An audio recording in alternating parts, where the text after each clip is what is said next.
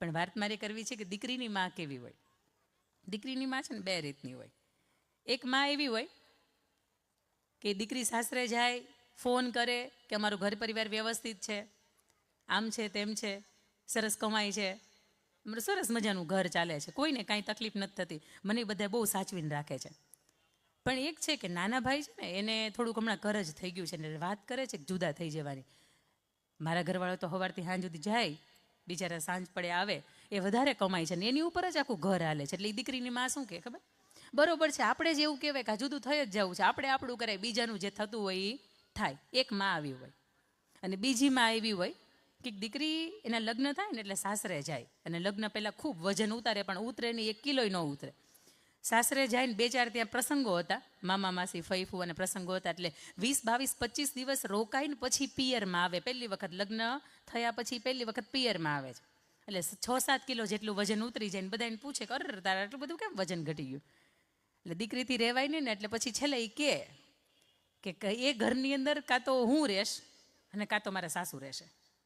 એટલો બધો ખરાબ સ્વભાવ છે, એટલો બધો ખરાબ સ્વભાવ છે. અહીંયા ઘણા બેઠા છે ને એને લાગુ પડતો હશે આ વાત. નહીં, તમને 2 હાથ જોડું, તમને નથી કહેતી, પણ આ વાતના માધ્યમથી મારે તમને શું કહેવું છે ને એ કહીશ. એટલો બધો ખરાબ સ્વભાવ છે, એટલી બધી નાની નાની વાતની અંદર રોકટોક કરે કે મને ખબર નથી પડતી કે મારી એની કેમ રહેવું. એટલે કાં તો એ ઘરની અંદર મારા સાસુબા રહેશે ને કાં તો હું રહેશ. અને જો તમે મને બળજબરીથી મોકલી તો હું ટકીશ નહીં અહીંયા વધારે, અને તમારું ઘરે નહીં આવું. એટલે દીકરીની માને ચિંતા થઈ, કારણ કે સાડી, માત્ર માતાની સાડી પહેરી લેવાથી મમ્મી જેવા તમે નથી દેખાતા. એ તો મમ્મીએ જેટલું સહન કર્યું છે ને એમાંથી તમે પસાર થાવ ને ત્યારે તમે તમારી માની બીજી પ્રતિકૃતિ બની શકો. પરંતુ એ સાડી ઓઢ્યા પછી, એ પાનેતર ઓઢ્યા પછી, એ ચુંદરી ઓઢ્યા પછી ત્યાં જઈને પાછી આવે ને એવું કે મારાથી ઘરમાં હવે 2 વ્યક્તિ સાથે નહીં રહેવાય. એટલે તરત જ દીકરીની મા એને પૂછે તને તકલીફ શું છે? એટલે દીકરી તરત તકલીફ કે નાની નાની વાતની અંદર રોકે, મને સવારમાં ઉઠવામાં 5 મિનિટ મોડું થાય તો આખો દી બગાડી નાખે, સવારમાં વધ્યું ઘટ્યું હોય તો એ મને ચા આપે, આ કેટલી બધી તકલીફો. એટલે દીકરીની મા હતી ને બહુ સરસ સમજણી હતી. એટલે તરત એણે કહ્યું કે બેટા તું અહીંથી જા ને, અઠવાડિયું રોકાઈને તું અહીંથી જાશ ને એટલે તને સરસ મજાનું એક પાવડરની ડબ્બી આપીશ, તારે લેતી જવાની છે. અને તારા સાસુબા જમવા બેસે ને એટલે સવાર સાંજ ને બપોર, રસોઈ તો તારા જ હાથમાં છે, સવાર સાંજ ને બપોર થોડો થોડો પાવડર છે ને તારે એને જમણવાની અંદર નાખવાના. પતું જો 3 મહિનાની અંદર હજી તો આટલું બોલે ને કે અરે વાહ, હું આવું જ ગોતતી હતી કંઈક, કોઈને કાંઈ ખબર ન પડે, મારું નામ એ ન આવે ને માં તું કેટલી હોશિયાર છો, કેટલી ડાય છે, એમ કરી દીકરી કોઈ દી બધ નહોતી ભરી ની માને આજ બધ ભરી ગઈ. એટલે માં એવું કહે છે કે બેટા સાંભળ, 3 મહિનાની અંદર તારે એક બીજું નાટક કરવાનું છે. તારો પ્રશ્ન છે ને 3 મહિનામાં સોલ્યુશન લાવી જ દેશ, પણ તારે આ 3 મહિનાની અંદર એક નાટક કરવાનું છે. આ મમ્મી બોલ લે તું નાટક શું કરો, તું કે કરું બોલ. તારે ડાઈ ડમરી વહુ થઈને રહેવાનું. તારા સાસુબા એમ કે કામ કરવાનું છે એટલે તરત જ એમ કે હા બા આમ કરવાનું છે. તારા સાસુબા એમ કે ઓલું કરવાનું છે એટલે તરત જ હા એમ. તારા સાસુબાજી અડધો શબ્દ ન બોલે ને એ પહેલાં તારી કામ હોતી પતાવી દેવાનું. કાંઈ વાંધો નહીં, ચાલો મારે 3 મહિનાની અંદર આનું સમાધાન જોઈએ છે, તમે કે ને એમ કરશો. દીકરી અઠવાડિયું રહીને એના સાસરે તરફ જાય અને સાસરે જઈને તરત જ એવું કે 2-4 દિન કહીને ગયા હતા ને અઠવાડિયે આવ્યા, હા બા ભૂલ થઈ ગઈ, હવે બીજી વખત જાશ ને તો તમને પૂછીને જાશ. એટલે સાસુબાને ડાયરેક્ટ 555 વોટનો ઝટકો લાગ્યો, કારણ કે આ આવી હતી હામાં પાણી હાલતી હતી, આટલી બધી બદલીને કેમ આવી? બની શકે કે ચાલો કોઈ કે કંઈક એને કીધું હશે, પણ સાસુબાને તો અંદરથી સાસુબાએ તીખા એટલા માટે છે કે એના સાસુની સામે એનું કાંઈ હેલું નથી અને એના વહુની સામે એનું કાંઈ હાલતું નથી.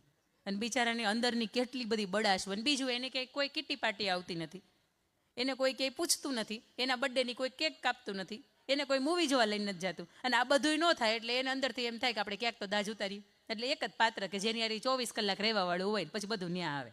એટલે દીકરી ઘરે 24 કલાક ન રહેતી હોય, તમને ખબર છે, ઓલા ક્લાસમાં જાઉં ને આ ક્લાસમાં જાઉં ને બેનપણી નાર જાઉં ને એ જગ્યાએ દીકરાની વહુ આવે ને એટલે એને પછી આખો દિવસ એને હારે જ રહેવું પડે. એટલે સૌથી વધારે તકલીફ ત્યાં થતી હોય.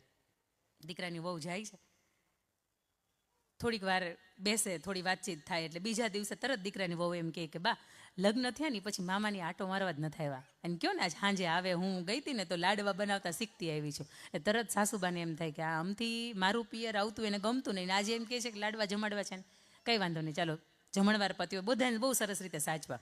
પછી સાસુબા છે ને ઓટલા પંચાયત હોય ને, હા કે ના જવાય, હો જવાય, થોડું હળવું થવા, પણ કોકના ઘર ભાંગવા નહીં. ને કે ગુજરાતી મેં કહેવત છે, 4 ચોટલા ભેગા થાય ને કેટલાય કોટના રોટલાય ભાંગે ને કેટલાના ઓટલાય ભાંગે. પણ એ ઓટલા પંચાયતની અંદર સાસુબા જાય માળા લઈને, એટલે ઘરેથી એવું થાય કે ઓકે ત્યાં સત્સંગ કરવા જાય, પણ સત્સંગના નામ ઉપર શું ચાલતું હોય એને જ ખબર હોય, એ મહિલા મંડળ હોય ને એને જ ખબર હોય. જો તમે હસો છો એટલે કંઈક તો આમાં વાતમાં ભેદ છે. ત્યાં જઈને એને સાસુબા એવું કહે કે મારી દીકરાની વહુ તો આવી રીતની છે ને તેવી રીતની છે.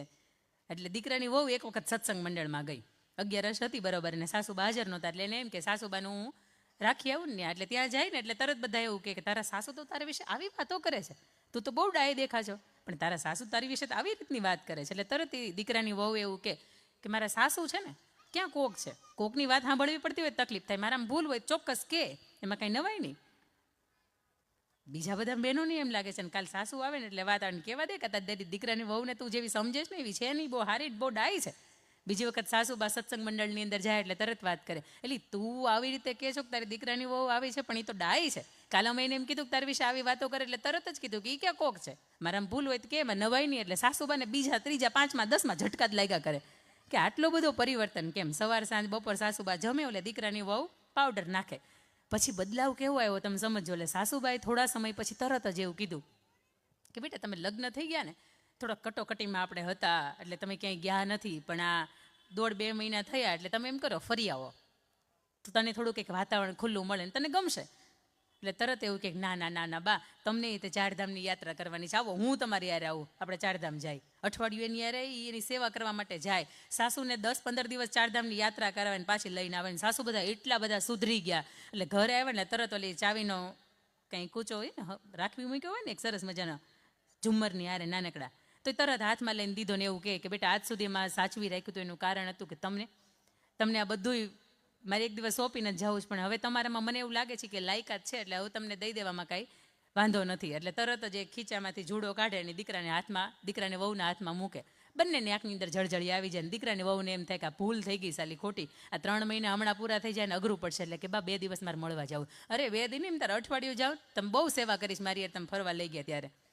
દીકરાની વહુ એટલી બધી સ્પીડમાં રોકેટ ગતિ આવી હોય ને પિયરને ત્યાં. ને મમ્મીને કે મમ્મી મારા સાસુ છે ને હાવ બદલી ગયા છે, હાવ સુધરી ગયા, તું જો એ હું કહું ને એમ કરે છે. આ મને ઘરની જો તું ચાવીએ દઈ દીધી, જો બધો હિસાબ મારી પાસે, બધો વ્યવહાર મારી પાસે, મારે જે કરવું તું ને એવું બધું કરી શકું. મારે કંઈ કેવું નથી પડતી, મને સામેથી એમ કહે છે કે તું આ કર તું ઓલું કર. હવે મારા સાસુને મારે મારવા નથી. હવે મને તે એન્ટીડોટ આપ. અત્યાર સુધી પેલું ઇન્જેક્શન આપ્યું હતું ને વાયરસનું, કે હવે તું એને મને એન્ટીડોટ આપ, આનું હવે હું બદલી કેમ શકું. એમ મારા સાસુને મરાય નહીં, કારણ કે આવા સાસુ કોઈને મળતા નથી. એટલે તરત એની માતાએ એવું કીધું કે બેટા કદાચ સમજણ તારામાં નહોતી, ખાલી તે મારી માથે ચૂંદડી તે ઓઢી લીધી ને એટલે તને એવું લાગ્યું કે મારી મા જેવી હું દેખાઉં છું, પણ તું માત્ર તારી અંદરથી જ બદલી હતી.